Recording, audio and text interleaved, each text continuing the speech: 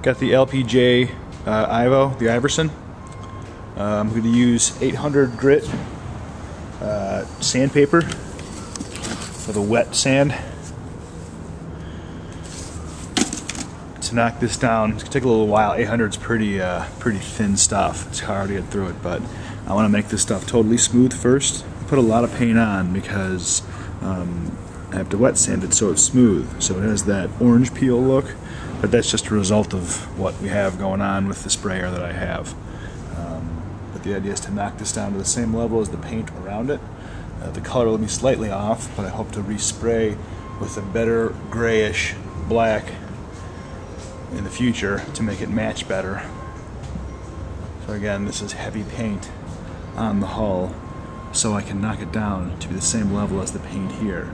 This, I'm going to knock it down to 800 level, all of it, so it's going to be shiny, similar to this, and then later on I'm going to go back and hit this even more at this water line, so I have that wet sand. Now the hull is actually, this paint that Resolute does is a paint and then a clear coat on top of it, but I don't have the ability to do all that as easily, so I'm putting a paint on top of it thicker, so when I wet sand it to get this type of a finish, there's enough material here to have it be the same level and the same sanding level.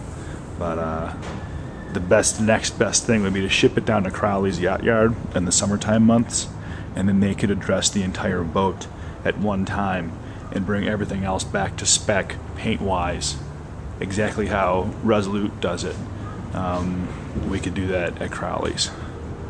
So this is this video, and the next one should show this stuff looking okay.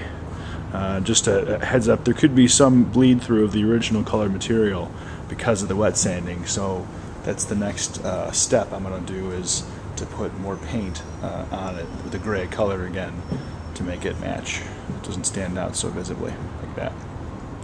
Alright.